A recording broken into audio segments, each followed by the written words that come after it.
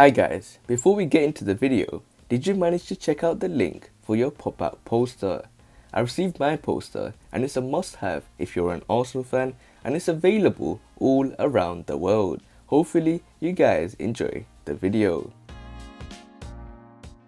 Welcome back to Arsenal News TV, and today we're going to do the Arsenal player ratings versus West Ham, as Callum Chambers excels but Pierre-Emerica Bamiang and David Luiz were awful. And we're going to look at how the Gunners got on individually in their Premier League clash with the Hammers at the London Stadium. So we're going to first start off with Bernd Leno, and he was hideously at fault for the second goal as Jarrod Bowen's easily savable shot was allowed to slip underneath him.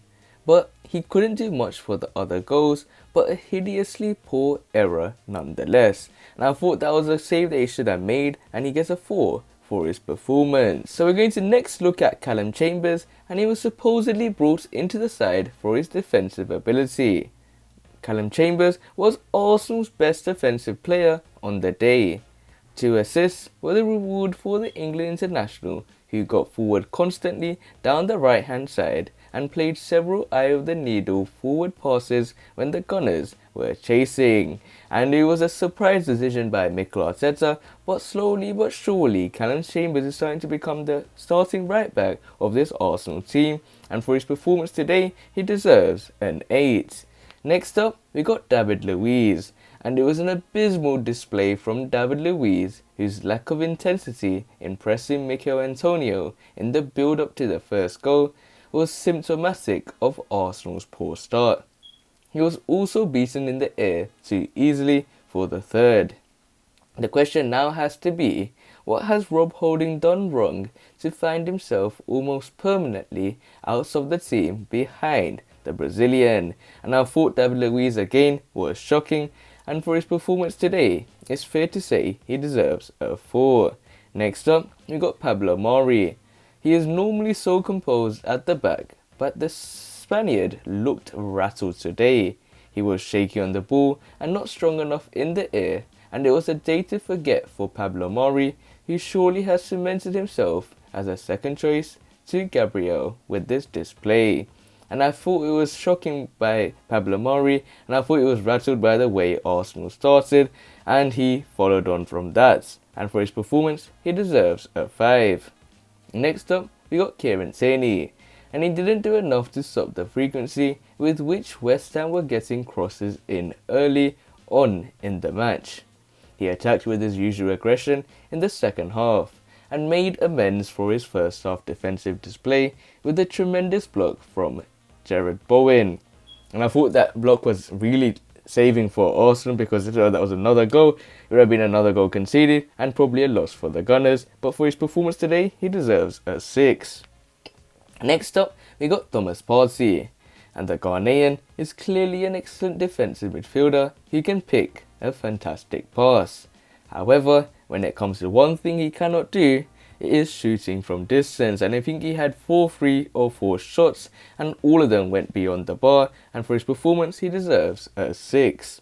Next up we got Jacka. It was not a terrible display by any stretch of the imagination, but the Swiss international will be disappointed with how frequently he gave the ball away when Arsenal were in comfortable possession in the West Ham half. And I thought it was a decision Mikel Arteta had to make when taking him off, and it changed the fluidity of the game, and for his performance today, he deserves a 6. Next up, we got Pierre-Emerica Bamiang. He started the game bizarrely on the right hand side and was more or less anonymous. He switched over to the left hand side not long after, and the result was the same. It was an awful display from the Arsenal captain, who simply has to do more when he's not scoring goals. And something that I've realised from Pierre-Emerica Bamiang is that he's someone that when he starts going in a negative shade, it continues and continues. But for his performance today, he deserves a 4. Next up, we got Martin Ødegaard. He linked play well and popped up in spaces in front of the West Ham back 4 that made it difficult for them to pick up. He has impressive vision and was key to unlocking Chambers on the right hand side. Another good display from the Norwegian, And I think we're starting to but surely see that Martin Odegaard is starting to become a key player at the Gunners and someone that the Gunners should be ready to sign up in the summer. And for his performance today, he deserves a 7. Next up, we got Bukayo Saka. He has been scoring plenty of goals of late, but there were 2 chances in the first half where the England international had to do better. He was solid enough all-round display, but his finishing is something that he needs to improve upon. And in the last few games, I'm starting to see Bukayo Saka falling down a little bit when it comes to his ability, but hopefully he'll be able to gather that back and hopefully save it up for the future and hopefully in the next games. But for today, he deserves a 6.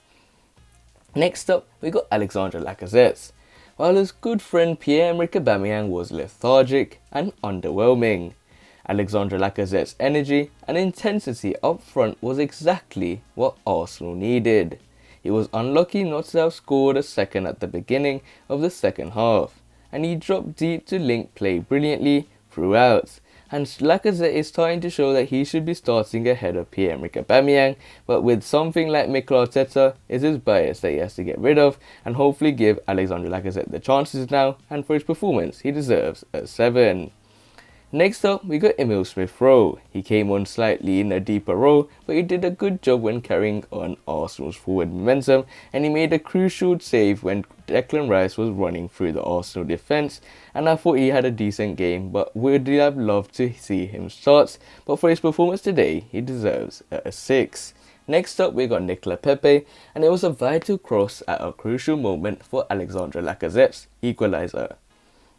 The Ivorian is a good finisher, and you wonder if he would have taken the chances Bukayo Saka missed. So for his performance, he deserves a 7. And finally, we got Gabrielle Martinelli, but he came on too late to influence the game, so I'm not going to give him a rating. And what does this mean for Mikel Arteta? It was a game which Arsenal should have won to try to get to the Europa League places, but it looks like it would turn out to be a draw. But at the end of the day, Arsenal could have lost this game, but it came out with a single point. One thing I'll take from this game is that Arsenal were able to counter-attack and come back from certain situations, and that's good. After a 3-0 deficit, they were able to come back. But other than that, guys, remain blessed, stay tuned for the next video, and peace.